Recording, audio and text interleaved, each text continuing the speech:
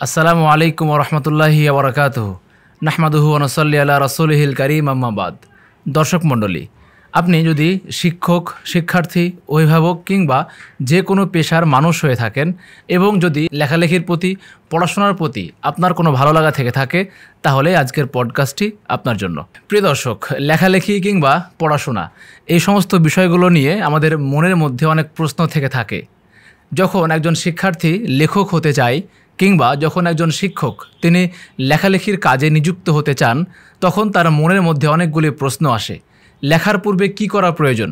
যদি বই পড়তে হয় তাহলে আমি কোন বইগুলো পড়ব? আমার লেখার জন্য কোন বইগুলো বেশি গুরুত্ব রাখবে? একটা লেখা লিখতে গেলে কোন কোন বিষয়গুলো খেয়াল রাখতে হয়? এরকম অনেক প্রশ্ন আমাদের মধ্যে আছে। এরকম প্রশ্ন এবং প্রশ্নের উত্তর নিয়ে আমাদের আজকের হাদিস ফাউন্ডেশন শিক্ষা বোর্ডের সৌজন্যে শিক্ষা সংলাপের 11তম পর্ব। আজকের প্রতিপাদ্য বিষয় হলো লেখক হতে হলে আমাদের করণীয়। শীর্ষক বিষয়ে আমাদের সঙ্গে আজকের অতিথি হিসাবে আছেন মাসিক আত-তাহরিকের সম্মানিত সম্পাদক ডক্টর মোহাম্মদ সাখাওয়াত হোসাইন স্যার। আসসালামু আলাইকুম রহমতুল্লাহি ওয়া বারাকাতুহু। ওয়ালাইকুম আসসালাম ওয়া রাহমাতুল্লাহ। স্যার, আমরা প্রথমে আপনাকে অসংখ্য ধন্যবাদ জানাচ্ছি। আপনি আপনার ব্যস্ততার মধ্যেও সময় দিয়েছেন আলহামদুলিল্লাহ, এবং আমরা আশা করব যে আমরা আপনার কাছ থেকে অনেক জ্ঞান অর্জন করব এবং যারা লেখক হতে চান এবং তাদের লেখাগুলো প্রকাশ করতে চান তাদের একটা পথ এবং দিক নির্দেশনা আমরা পাবো ইনশাল্লাহ। আপনাকে অসংখ্য ধন্যবাদ আজকের এই সংলাপ অনুষ্ঠানে আমাকে আহ্বান জানানোর জন্য। জাযাকাল্লাহু খাইরান। প্রিয় দর্শক, আপনারা অবশ্যই দেখবেন এবং অন্যকে দেখার জন্য অধিক হারে শেয়ার করবেন। যদি এই সংক্রান্ত আপনার মনের মধ্যে কোনো প্রশ্ন থাকে অথবা কোনো অভিজ্ঞতা থেকে থাকে, তাহলে আপনি সবার সঙ্গে কমেন্ট বক্সে শেয়ার করতে পারেন। আর অনুষ্ঠানটি অন্যকে উপভোগ করার জন্য অধিক হারে শেয়ার করবেন। চলুন আমরা আজকের পর্বটি শুরু করি আমাদের অতিথির কাছ থেকে বিভিন্ন প্রশ্নের মাধ্যমে এবং জ্ঞান অর্জনের মাধ্যমে। স্যার, আমরা প্রথম যে বিষয়টা জানতে চাইব সেটা হচ্ছে যে যদি কেউ লেখালেখি করতে চায় তাহলে তো অবশ্যই তো তার পড়াশোনার প্রয়োজন হবে। যদি আমি কোনো বিষয়ে লেখালেখি করতে চাই তাহলে সেই বিষয়ে জ্ঞান অর্জন করাটা বা সেই বিষয়ে বই পড়াটা, এই বিষয়টাকে কতটা গুরুত্ব দেওয়া প্রয়োজন? আসসালামু আলাইকুম রহমতুল্লাহ। যে ধন্যবাদ, অত্যন্ত গুরুত্বপূর্ণ প্রশ্ন করেছেন। আসলে পড়াশোনা ছাড়া লেখক হওয়া যায় না। আমি যদি লেখক হওয়ার চিন্তা করি অবশ্যই আমাকে অধিক হারে পড়তে হবে। আর মূলত যিনি পড়বেন তিনি লেখক হতে পারবেন। আর ইসলাম ধর্মেরও সর্বপ্রথম নির্দেশনা কিন্তু হচ্ছে পড়ো। আমাদের রাসূল সাল্লাল্লাহু আলাইহি ওয়াসাল্লামের নিকটে যখন সর্বপ্রথম ওহী আসে হেরা গুহায়, সেখানে সর্বপ্রথম যে 5টি আয়াত নাজিলের মাধ্যমে ওহী শুরু হয়েছিল, তার সর্বপ্রথম ওয়ার্ড যেটা সেটা হচ্ছে ইকরা। ইকরা বিসমি রাব্বিকাল্লাযী খালাক। তাহলে বোঝা যাচ্ছে আল্লাহ বলেছেন পড়ো তোমার প্রভুর নামে যিনি তোমাকে সৃষ্টি করেছেন। তাহলে আল্লাহ সুবহানাহু ওয়া তাআলার মানে ওহীর সূত্রপাত শুরুটা হয়েছে ইকরা শব্দ দিয়ে, পড়া দিয়ে। তার মানে কি পড়া ছাড়া কোনো উপায় নেই, কোনো গত্যন্তর নেই। তো বিশেষ করে যারা আমরা লেখক হওয়ার ইচ্ছা পোষণ করি, যারা আমরা মনে করি যে আমি কিছু লিখবো জাতির জন্য, একটা বড় ধরনের একটা খ্যাদমত আর এটা। তো সেই ক্ষেত্রে আমি যদি না পড়ি তাহলে লিখবো কীভাবে? পড়তে হবে। যে যত বেশি পড়বে তার চিন্তার জগৎটা বেশি প্রসারিত হবে, তখন সে তার পক্ষে অধিক পড়ে অল্প লেখা যায়। কিন্তু আমি যদি না পড়ি শুধু চিন্তা করে লিখবো, আসলে লেখক হওয়া যাবে না। লেখক হতে হলে অবশ্যই পড়াশোনা করতে হবে। যত বেশি পড়া যাবে তত বেশি মাথার চিন্তাগুলো বেশি বৃদ্ধি পাবে। এর বাইরে আপনি এটা কোরআন আয়াত বললেন, এছাড়াও তো ইমাম বুখারী রাহিমাহুল্লাহ তিনি তার গ্রন্থের মধ্যে তো বলছেন যে আল ইলমু ক্বাবলাল কওলি ওয়াল আমালি। জি, তিনি তার গ্রন্থের মধ্যে বলছেন যে আমল করার পূর্বে পড়াশোনা করা বা পড়া জ্ঞান অর্জন করা। আল ইলমু ক্বাবলাল কওলি ওয়াল আমাল, এটা একটা অধ্যায় রচনা করেছেন তিনি। অর্থাৎ বলা এবং আমল করার পূর্বে, কাজের আগে, বলা এবং কর্মের আগেই ইলম অর্জন করতে হবে, জ্ঞান অর্জন করতে হবে। অনেকেই দেখা যায় যে আমরা লেখার নিয়ত করি বা লিখতে চাই, জাস্ট খাতা কলম নিয়ে বসে পড়লাম, কিন্তু আমি কী বিষয়ে লিখতে চাই ওই বিষয়ে কিন্তু আমি ওইরকমভাবে পড়াশোনা করা বা বই পুস্তক সংগ্রহ করা এই সমস্ত বিষয়গুলো কিন্তু আমরা করি না। তো যদি আমরা কোনো বিষয়ে বই পড়তে চাই তাহলে বই সংগ্রহের জন্য নির্দিষ্ট কোনো সোর্স আছে কি না, বা অমুক জায়গায় গেলে সমস্ত বইগুলো পাওয়া যায়, কিংবা দেখা যায় যে এই সূত্রগুলো খুঁজলে আমি যে লেখাগুলো লিখতে চাই ওই রিলেটেড বই পাওয়া যাবে, এরকম কোনো আছে কি না? অত্যন্ত সুন্দর প্রশ্ন। আসলে এখন তো অনেক কিছু আমাদের কাছে ইজি হয়ে গেছে, সহজ হয়ে গেছে, এজন্য যে অনলাইনে অনলাইনে সার্চিং করলে আমরা অনেক কিছু পেয়ে যাই। জি। কিন্তু আমরা যখন শুরুতে লেখালেখি শুরু করেছিলাম তখন আমরা কিন্তু একটা আর্টিকেল লিখতে গেলে অনেক পরিশ্রম করতে হয়েছে। আমরা লাইব্রেরি ওয়ার্ক করেছি, তার বিভিন্ন লাইব্রেরি থেকে বই সংগ্রহ করেছি, এমনকি বিভিন্ন আমার তো মনে হয় যে আমাদের দেশ না বাইরে থেকেও ইম্পর্টেন্ট বিষয়ের উপর বই কালেক্ট করতে হয়েছে আমাদেরকে, পড়ে সেই বই পড়ে তারপরে আমরা একটা জিস্ট তৈরি করেছি। আর এখন আলহামদুলিল্লাহ যারা লেখক হতে চান তারা লাইব্রেরি ওয়ার্ক তো করতে পারবেন, পাশাপাশি অনলাইনে কিন্তু সার্চিং দিলে এখন অনলাইন লাইব্রেরি পাওয়া যাচ্ছে অনেক, সেখানে ঢুকে কিন্তু আমি যে বিষয় লিখতে চাই, মূল বিষয় হচ্ছে আমি কি লিখবো, আগে আমি ডিসাইড করবো যে আমি কোন বিষয়ে লিখতে চাচ্ছি, ওই বিষয়ের উপর ওই টপিকের উপর আমাকে খুঁজতে হবে। আসলে পড়াশোনা বা লাইব্রেরি এটা তো মানে একটা বিশাল জগৎ, সমুদ্র। এখন আমি যদি একটা আর্টিকেল লিখবো, ধরেন যদি আমি সাদাকা সম্পর্কে লিখি, তাহলে সাদাকা রিলেটেড যত বই পুস্তক আছে সেগুলো আমাকে পড়তে হবে। আমি ইতিহাস বিষয়ে কোনো বিষয় লিখতে চাই, সেই খেলে হিস্ট্রিক্যাল যে কত গ্রন্থগুলো আছে, মূল সোর্সগুলো যেগুলো আছে, বিশেষ করে অ্যারাবিক সোর্সগুলো আমাদের বেশি প্রয়োজন। অ্যারাবিক সোর্স, ইংরেজি সোর্স, বিশেষ করে তারিখের যে বইগুলো আছে সেই বইগুলো যদি আমরা পড়ি তাহলে সেখান থেকে আমরা খুব সহজে লিখতে পারবো। জি, তো এই জন্য লাইব্রেরি ওয়ার্ক মাস্ট, সেটা অনলাইন হোক অফলাইন হোক, দুইটাই এখন আমাদের জন্য আমাদের কাছে খুব সহজ আর কি, যে কোনো একটাতেই আমরা এটা অ্যাপ্লাই করতে পারি। এছাড়াও তো আমরা এটাও বলতে পারি যে আমাদের হাদিস ফাউন্ডেশন থেকে যে সমস্ত বইগুলো প্রকাশিত হয়েছে, মানে মোটামুটি আলহামদুলিল্লাহ প্রায় বিষয়গুলো এখানে কভার করার চেষ্টা করা হয়েছে। আলহামদুলিল্লাহ হাদিস ফাউন্ডেশন তো এখন বলতে গেলে অনেক বিষয়ের উপরে লেখা হয়ে গেছে। হাদিস ফাউন্ডেশন বইগুলো পড়ার মাধ্যমেও আমরা আসলে ভালো লেখক হতে পারবো, এবং এখানে সাহিত্য আছে, হ্যাঁ, এখানে সুন্দর ভাষা আছে, এবং বোধগম্য ভাষা যেগুলো মানুষের জন্য, পাঠকদের জন্য, সেটা কিন্তু আলহামদুলিল্লাহ হাদিস ফাউন্ডেশনের বইগুলোর মধ্যে আছে। জি ইনশাআল্লাহ। স্যার আরও একটা বিষয় জানতে যাবো এখানে, সেটা হচ্ছে যে আপনি বললেন অনেক সময় বিদেশ থেকেও বই আনতে হয় পড়াশোনার জন্য, টপিক লেখার জন্য আর কি।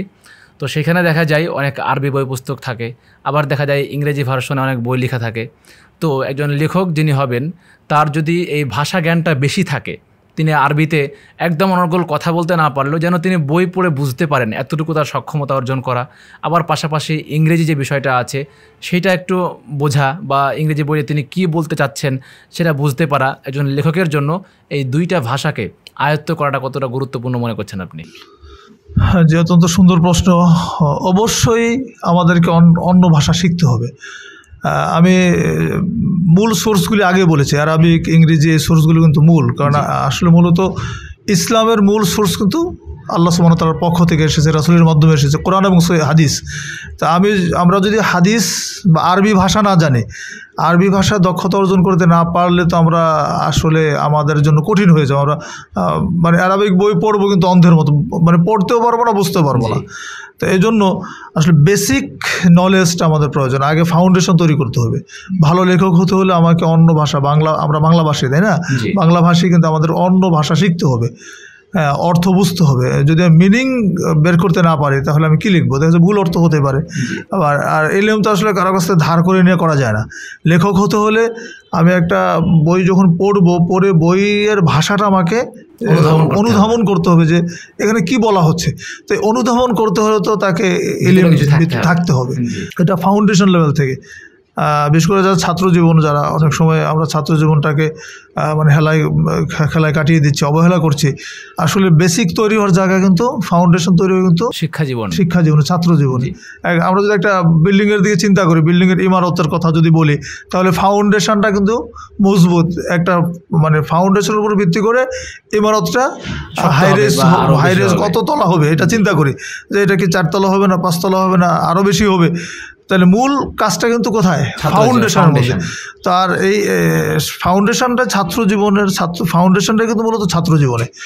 এখানে যদি আমাদের বেসিক তৈরি হয়ে যায়, আরবিক বেসিক ভালো তৈরি হয়, ইংলিশ তৈরি হয়, তাহলে আমরা আগামী দিনে পথ চলাটা আমাদের জন্য সহজ হয়ে যাবে।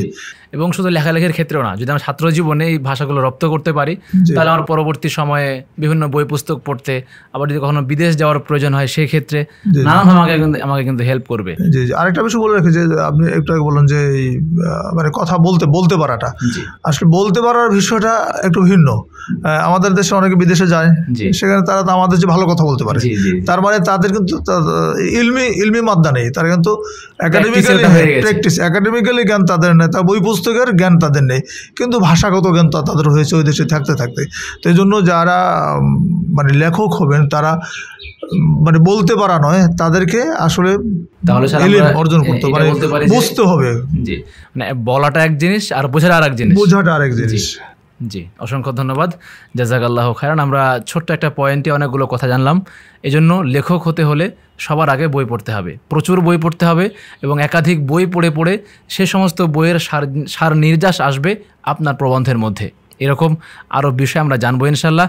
তার মধ্যে বলে রাখি, আপনারা দেখছেন হাদিস ফাউন্ডেশন শিক্ষা বোর্ডের সৌজন্যে সাপ্তাহিক প্রোগ্রাম শিক্ষা সংলাপ। আজকের 11তম পর্ব। 11তমের প্রতিপাদ্য বিষয় হচ্ছে লেখক হতে হলে আমাদের করণীয় কী।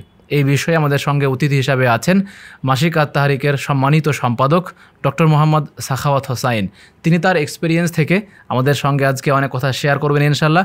আমরা সেগুলো জানবো, বুঝবো, অনুধাবন করব এবং আমাদের জীবনে অ্যাপ্লাই করব। তাই চলুন আমরা পরবর্তী বিষয়গুলো জানার চেষ্টা করি।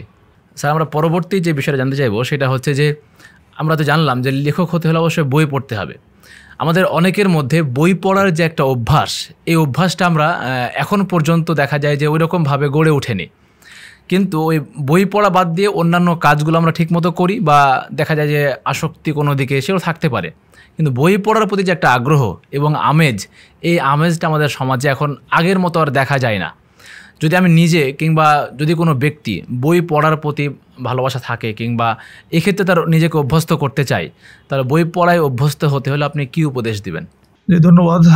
আসলে আমি প্রথমে বলবো যে আল্লাহর কাছে বই পড়ার অভ্যাসটা চাইতে হবে। এটা অত্যন্ত মানে কঠিন একটি বিষয়, যে অভ্যাস করা। আমাদেরকে ইচ্ছা শক্তিটা তৈরি করতে হবে আগে, যে আমি বই পড়বো। আমি বই পড়বো কেন, এটা আগে অনুধাবন করতে হবে। বই পড়ার প্রয়োজনীয়তা বুঝতে হবে। যদি আমি বুঝতে পারি যে আমাকে বইটা পড়তে হবে, পড়ে বইয়ের জিস্টটা বের করতে হবে, কী বলেছেন লেখক, তখন কিন্তু নিজের মন থেকে একটা আগ্রহ তৈরি হবে।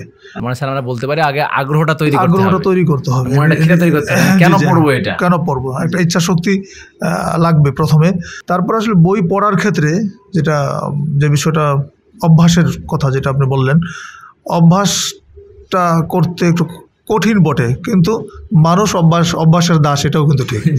মানুষ যেটা অভ্যাস করে সেটা কিন্তু হয়। অর্থাৎ শরীরটাকে একটু কষ্ট দিতে হবে আর রেগুলারিটি মেনটেন করতে হবে। আমি যদি মনে করি যে আমি বইটা পড়বো, ঠিক আছে, একদিন পড়লাম, 10 দিন পড়লাম না, এরকম না। যদি নিয়মিত একটা টাইম করে নেই, রুটিন করে নেই যে আমি অর্থাৎ ডেইলি এইটুকু বই পড়বো অন্তত। আমরা কর্মব্যস্ত মানুষ, নানান ব্যস্ততার মধ্যে থাকি, ছাত্ররাও ব্যস্ত। তারপরে যদি আমরা নিয়মিত একটা টাইম করে নিই, রুটিন করে নিই যে আমাকে প্রতিদিন এত পৃষ্ঠা পড়তে হবে। আমি সাহিত্য পড়ি, আমি হাদিস পড়ি, আমি আরবিক বই পড়ি, আমার একাডেমিক যে বই পুস্তকগুলো আছে তার বাইরে আমাকে প্রতিনিয়ত এতটুকু মিনিমাম বই আমাকে প্রতিদিন পড়তে হবে। তাহলে সেটা যদি মিনিমাম পৃষ্ঠা হয়, তাহলেও কিন্তু এটা মানে দিন শেষে বা মাস শেষে গিয়ে দেখবো যে অনেকগুলো পৃষ্ঠা কিন্তু পড়া হয়ে গেছে, বা অনেকগুলো বই কিন্তু পড়া হয়ে যাবে। এইভাবে আমরা এই অভ্যাসটা করতে পারি। অবসর সময়টা আমরা কাজে লাগাতে পারি। হয়তো আমরা সফরে আছি কোথাও, তো সেই ক্ষেত্রে আমরা সফরে কোনো কাজ নেই, গাড়িতে বসে আছি, দেখা যায় গল্প গুজব করতেছি, মোবাইল দেখতেছি, এইভাবে সময় করে চা খাচ্ছি, এইভাবে সময়টা পার হয়ে যাচ্ছে। তো আমরা যদি সফরে যাওয়ার সময় একটা বই ব্যাগে নিই, সাথে একটা বই নিয়ে নিলাম, তাহলে সফরে যে 4-5 ঘন্টা টাইম কিন্তু মানে ওয়েস্টেজ হয়ে যাচ্ছে আমাদের। তো এই সময়টা কিন্তু আর ওয়েস্টেজ হবে না, আমরা বইটা পড়ে কিন্তু ওই সময়টা কাজে লাগাতে পারি। এর মাধ্যমে বই পড়া যায়। হয়তো বিশ্রাম নিচ্ছে অনেক সময়, ঠিক আছে, একটা বই দেখে একটু পড়তে কিছু সময় কাটিয়ে দিলাম।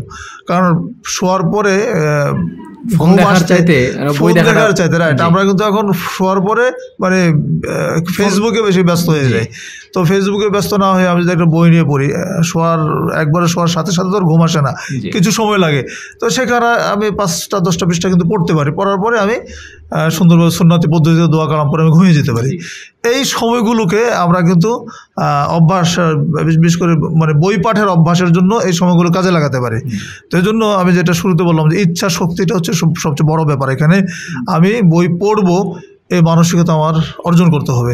আর তারও আগে প্রয়োজন আল্লাহ সুবহানাহু ওয়া তাআলার কাছে চাইতে হবে যে আল্লাহ তুমি আমাকে একজন ভালো পাঠক বানাও এবং ভালো লেখক বানাও। তাহলে স্যার আমরা এখানে বলতে পারি যে প্রথমত দোয়া করতে হবে, 2 নাম্বারটা হচ্ছে যে আমাদের আশা থাকতে হবে, আকাঙ্ক্ষা থাকতে হবে যে আমি কেন বইটা পড়ছি এবং এটা পড়ে আমি থেকে কী বের করতে চাই, এটা খোদা থাকতে হবে মনের মধ্যে। এরপরে নিয়মিত চর্চা করতে হবে, নিয়মিত পড়তে হবে আর কি, রুটিন করে করে পড়তে হবে যে আমি দিনে এত পৃষ্ঠা কিংবা এতটুকু অধ্যায় আমি শেষ করব, এই টার্গেট আমাকে রাখতে হবে এবং এটা অবশ্যই মেনটেন করতে হবে। এরপর স্যার যেটা বললেন সেটা হচ্ছে যে অবসর সময়গুলো যেন আমরা এই বই পড়ার মধ্যে কাটাতে পারি। সেটা হতে পারে বাসে, ট্রেনে, ভ্রমণের সময়, ঘুমানোর সময়, এই সমস্ত ছুটির সময়গুলোতে।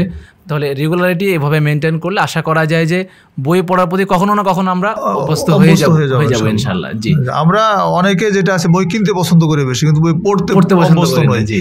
এটাও কিন্তু আছে। যেমন আমরা আগে মাদ্রাসা লাইফে আমরা এই বিষয়ে দুটো গল্প পড়েছিলাম, একটা বই কেনা, একটা বই পড়া। আচ্ছা, তাহলে আসলে বই কেনার একরকম মজা, অনেকে মনে হচ্ছে বই কিনলাম, লাইব্রেরিতে সাজিয়ে রাখলাম, বাসায় একটা বড় লাইব্রেরি হলো, দেখতে ভালো লাগছে, কিন্তু তার চেয়ে বেশি গুরুত্বপূর্ণ আসলে বই পড়া। আমরা চেষ্টা করবো যেন বই মানে পড়তে পারি, অভ্যস্ত হতে পারি বই পড়ার দিকে, এটা চেষ্টা করা উচিত। জি ইনশাআল্লাহ, জাযাকাল্লাহ খায়রান। আমরা চমৎকার একটা বিষয় জানলাম, আপনাকে অসংখ্য ধন্যবাদ। আমরা অনেক বিষয় জানছি আলহামদুলিল্লাহ। স্যারের পরে যে বিষয়টা জানতে চাইবো সেটা হচ্ছে যে বই পড়ার ক্ষেত্রে আমরা কোন বইগুলো পড়তে পারি। দেখা যায় যে যদি আমার সাহিত্যের সাইডটাকে ডেভেলপ করতে চাই তাহলে আমাকে সাহিত্য রিলেটেড যে বইগুলো সেগুলো পড়তে হবে, নাকি আমি যে ধাঁচের লেখা লিখতে চাই শুধু এক ধাঁচের বই পড়তে হবে, অন্য বইগুলো পড়তে হবে না? ব্যাপারটা কী রকম? নাকি আমাকে সব দিকের বইগুলো জানা থাকতে হবে? ইলম অর্জনের জন্য, জ্ঞান অর্জনের জন্য বা আমি জানার জন্য সব ধরনের বই পড়া উচিত। কারণ সাহিত্যাঙ্গনে যারা অবদান রেখেছেন তাদের সাহিত্যের ভাষা, তারা মানে একটা গল্প, একটা উপন্যাস, সে উপন্যাসটা তিনি রচনা করেছেন কিভাবে, চরিত্রটা তিনি কিভাবে চিত্রিত করেছেন সেখানে, তো সেটা থেকে জিস্ট কি আসছে, তো ওই এই অঙ্গনটার মাধ্যমে যারা পাঠের মাধ্যমে আমরা জানতে পারবো যে এই অঙ্গনে যারা কাজ করছেন তারা কিভাবে করেছেন।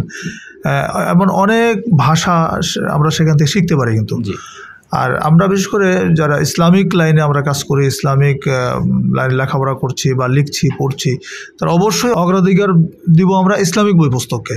বিশেষ করে হাদিসের কিতাবগুলি, ইতিহাসের কিতাবগুলি, তারিখের কিতাবগুলো, মাসালার কিতাবগুলি, আকীদার যে কিতাবগুলো আছে, তার বড় বড় ইসলামিক স্কলার যারা, তারা যে সমস্ত বই পুস্তক লিখেছেন, তাদের মানে ইসলামিক সাহিত্য তো মানে একটা বিশাল সাহিত্য ভাণ্ডার। আমরা হয়তো সেখানে মানে একেবারে বলা যায় শিশু পর্যায়ে আছে, আমরা কিন্তু অতদূর ডেপথও যাইতে পারতেছি না, বা সে সুযোগ আমাদের এখনকার জামানা যারা আমরা লেখাপড়া করছে বা যে আমাদের বা ছাত্র ভাইয়েরা, তারা অতদূর পর্যন্ত যাওয়ার অনেকের মানসিকতাই নেই। ফলে একটা মানে বিশাল অংশ জ্ঞান অর্জন থেকে কিন্তু আমরা বঞ্চিত হচ্ছি। জি, যেমন আমরা যদি বলি ইবনে হাজার আসকালানী রাহিমাহুল্লাহ, ইমাম বুখারী রাহিমাহুল্লাহ, তারা যে অবদান রেখে গেছেন, ইমামরা যে অবদান রেখে গেছেন, ইমাম মুস্তাহিদিন যে অবদান রেখে গেছেন, তাদের লেখনী, আল্লামা শাওকানি সহ যারা অন্যান্য যারা আছেন, শাইখ ওসাইমিন বলি, তাদের যে লেখনীগুলো আছে অনেক মানে বিশাল ভাণ্ডার তাদের। তো এইগুলো থেকে পড়াশোনা করে আমরা সেখান থেকে মণিমুক্তা সঞ্চয় করতে পারি ইসলামিক লাইনটা। তো এখন আমি আসলে মানে কোন দিকটা নিয়ে লিখবো, এটা আমার ফার্স্ট প্রায়োরিটি হবে। আমি কি লিখতে চাচ্ছি, আমি যেটা লিখবো সেটা তো অবশ্যই পড়বই, কিন্তু ভাষাগত দিক কিছু জানার জন্য আমাকে অন্যান্য দিকের বই পুস্তক পড়াও প্রয়োজন। পড়লে আমার মানে সাহিত্যটা আর সুন্দর হবে, বিশেষ করে ভাষা, শব্দ চয়ন, বাক্য বিন্যাস, এগুলো সুন্দর হবে। লেখকের যে বিভিন্ন জিনিসের বর্ণনা দেখা যায় যে একটা জিনিসের বর্ণনা একরকম, একজন একরকম দিয়েছেন, একরকম দিয়েছেন, সবার শব্দ শৈলীগুলো নিয়ে এসে এক জায়গায় করা, এবং একটা ছোট একটা জিনিস তার বর্ণনা তিনি অনেক দূর ঘুরিয়ে দিতে পারেন।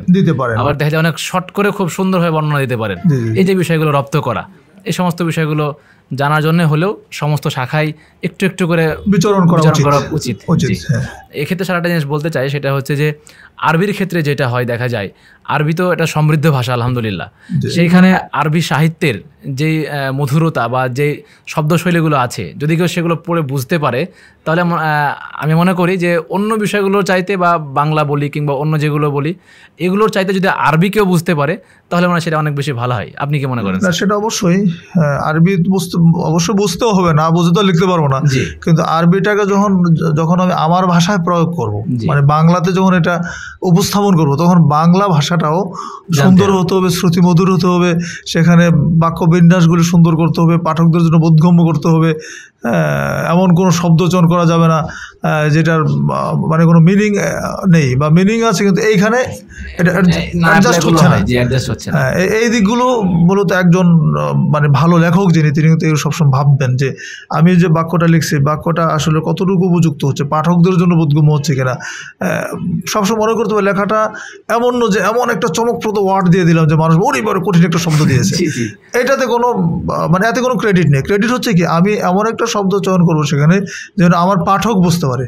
সবসময় মনে রাখতে হবে আমি লিখবো কার জন্য, পাঠকের জন্য, আমি আমার জন্য নয়, আমি আমার দায়িত্ববোধ থেকে লিখবো। এইটা যদি, এই অনুভূতিটা যদি থাকে, এই ফিলিংসটা যদি হয়, তাহলে ভালো লেখা যাবে ইনশাল্লাহ। জি ইনশাল্লাহ, জাযাকাল্লাহ খায়রান। আমরা চমৎকার বিষয় জানলাম। প্রিয় দর্শক, আপনারা দেখছেন হাদিস ফাউন্ডেশন শিক্ষা বোর্ডের সৌজন্যে সাপ্তাহিক প্রোগ্রাম শিক্ষা সংলাপ। আজকের শীর্ষক বিষয় চলছে লেখক হতে হলে আমাদের করণীয় কী। এই বিষয়ে আমাদের সঙ্গে অতিথি হিসাবে আছেন মাসিক আত-তাহরিকের সম্মানিত সম্পাদক মহোদয় ডক্টর মোহাম্মদ সাখাওয়াত হোসাইন। আমরা অনেক বিষয় জানছি এবং আরও জানবো ইনশাল্লাহ। আপনারা অবশ্যই দেখবেন এবং অন্যকে দেখার জন্য অধিকারে শেয়ার করবেন। স্যার, আমরা প্রথমে জেনেছিলাম যে লেখক হতে হলে অবশ্যই আগে বই পড়তে হবে। লেখালেখির আগে বই পড়াটা বাধ্যতামূলক বা এক প্রকার আবশ্যক একটা বিষয়। তো একজন লেখক হতে হলে বই পড়ার পাশাপাশি আর কি কি গুণ থাকা প্রয়োজন? জি ধন্যবাদ। আসলে লেখক হওয়ার জন্য যে গুণাবলী অর্জন করা প্রয়োজন, ইতিমধ্যে তার দুই কিন্তু বলা হয়ে গেছে, আমার আগের প্রশ্নগুলোর মধ্যে চলে এসেছে। এখানে আরও দুই একটি গুণ আমরা অ্যাড করতে পারি যে আসলে লেখক হওয়ার জন্য নাম্বার 1 গুণ হচ্ছে মন মানসিকতা তৈরি করা, যে আমি লিখব, মানে মন থেকে লেখার একটা ইচ্ছা থাকতে হবে। ব্যাপারটা এরকম নয় যে আমি লেখা একটা পড়লাম, পড়ে ভালো লাগলো, বাস আমি লিখতে লাগলাম, এরকম না। আমাকে মন থেকে চাইতে হবে, অনুধাবন করতে হবে, সত্যি আমি লেখক হতে চাই। আর আরেকটা বিষয়, লেখাটাকে মানে আনন্দের বিষয় ধরে নিতে হবে। এটা মানে লিখতে পেরে প্রাউড ফিল করতে হবে নিজেকে, আমি লিখবো। আর লেখার ক্ষেত্রে যে বিষয়টা মনে রাখতে হবে যে লেখাটা অবশ্যই বোধগম্য ভাষায় হতে হবে। অনেকে লিখতে গিয়ে অনেক লম্বা একটা বাক্য তৈরি করেন, দেখা যাচ্ছে বাক্যটা এত বড় হয়, শুরু থেকে পড়তে পড়তে শেষ পর্যন্ত মিনিং আর থাকছে না। বাক্যটা সংক্ষিপ্ত, ছোট ছোট বাক্য দিয়ে লেখেন, হ্যাঁ, যেটা খুব সুন্দর হবে। ছোট বাক্য, লার্জ বাক্য, বড় বাক্য করা যাবে, কিন্তু এক্সট্রা লার্জ নয় আর কি, যে এমন লম্বা যে এটা দেখা 3-4 লাইন পরে গিয়ে একটা দাঁড়িয়ে পড়লো, তখন মিনিং খুঁজে পাওয়া যাচ্ছে না এইটা। আর এটা হচ্ছে লেখার জন্য অনেক পরিশ্রম করতে হবে, অনেক পরিশ্রম, অধ্যবসায়। এটা আর কোনো বিকল্প নেই। আমরা যদি মনে করি যে লিখে ফেলবো, খুব হুটহাট করে একটা লিখে ফেললাম, তো সেই লেখাটা কিন্তু মানে ওরকম হবে না, ফ্রুটফুল হবে না লেখাটা। লেখাটাকে যে উদ্দেশ্যে লিখবো সেরকম করতে চাইলে, ফ্রুটফুল একটা লেখা করতে চাইলে আমাকে বলতে গেলে এভাবে বলতে হয় যে, অর্থাৎ খুব ডিপলি চিন্তা করে লিখতে হবে। ওই সময় বলতে গেলে মানে অন্যান্য সমস্ত চিন্তা বাদ দিয়ে ওইটা নিয়েই ভাবতে হবে, জগতের সাথে সম্পর্ক ছিন্ন করে, পারিবারিক সম্পর্ক ছিন্ন করে, সাময়িক এক মনে বসতে পারলে কিন্তু কুল ব্রেন যেটাকে বলে, ঠান্ডা মাথা যদি আমরা বসতে পারি, লিখতে পারি, তখন কিন্তু ভিতর থেকে লেখা তৈরি হয়। এটা আল্লাহ প্রদত্ত, হ্যাঁ, আল্লাহ প্রদত্ত তৈরি হবে। কিন্তু যদি আমার মাথার মধ্যে এক যজ্ঞর চিন্তা থাকে, আমি দুনিয়ার ব্যস্ত থাকি, আবার লিখতেও চাই, এটা একটু কঠিন, এটা খুবই কঠিন। তবে অনেকে এর মধ্যেও লিখেন, যারা এক্সট্রাঅর্ডিনারি ব্রেন আছে, যারা দেখছে যে ব্যস্ত আছেন, তার মধ্যে কলম চালিয়ে লিখতে পারেন, কিন্তু এটা খুব রেয়ার। অধিকাংশ ক্ষেত্রে লেখার জন্য একটা সুন্দর পরিবেশ দরকার, একটা নীরব নিস্তব্ধ পরিবেশ দরকার, একটা আর ব্রেনটা ঠান্ডা হওয়া দরকার। তারপরে যেটা বলবো যে নিজে লিখে নিজের লেখাটা নিজেকেই পড়তে হবে। প্রথমত নিজের পাঠক নিজেকে হতে হবে। নিজের পাঠক যখন নিজে হবে, তখন কিন্তু তার ভুলগুলি ধরা পড়বে। যে একটা সেন্টেন্স বা একটা বিষয়, একটা প্যারা লেখা হয়ে গেল, লেখার পরে এটা যখন পড়ার পরে মনে হচ্ছে না, এইটা এইভাবে না করে এটা আরেকটু সুন্দর করা দরকার, বা এই ধাঁচটা মনে ভালো হলো না, আরেকটু সুন্দর, অর্থাৎ এটাকে মডিফাই করতে হবে। নিজেরটা নিজেকে একটা বাক্য লিখে কেটে আবার হয়তো 2বার 3য়বার বারবার কিন্তু হয়, এইভাবে করে যখন রিভাইজ দিব আমরা, তখন কিন্তু আমি যখন নিজে স্যাটিসফাইড হবো যে আমার লেখাটা মানে আমার চিন্তা শেষ, তখন এটা আমি উপস্থাপন করব পাঠকদের জন্য। আরেকটি বিষয় যেটা বলবো যে আসলে লেখক হতে হলে মানে চিন্তাশীল হতে হবে। চিন্তা আর ফিকির, আমি একটা বিষয়ে কিছু একটা লিখতে চাচ্ছি, রচনা করব, এটা নিয়ে আমি যত ডিপলি ভাববো, চিন্তা করব, তখন কিন্তু আমার চিন্তার মাধ্যমে আমার অন্তর্জগৎ থেকে শব্দ বের হবে, বাক্য বের হবে, এই বিষয়ে আমাকে এরকম কথা বলা যায়, এটা আমি লিখতে পারি। আর চিন্তা যত কম হবে, মানে এখানে দক্ষ চিন্তাশীল বলা যায়, যে আমরা ভাষাগতভাবে বলতে চাই, একদম খুব ডিপলি একটা বিষয় যদি চিন্তা করতে থাকি তখন কিন্তু একটা লেখা বের হবে।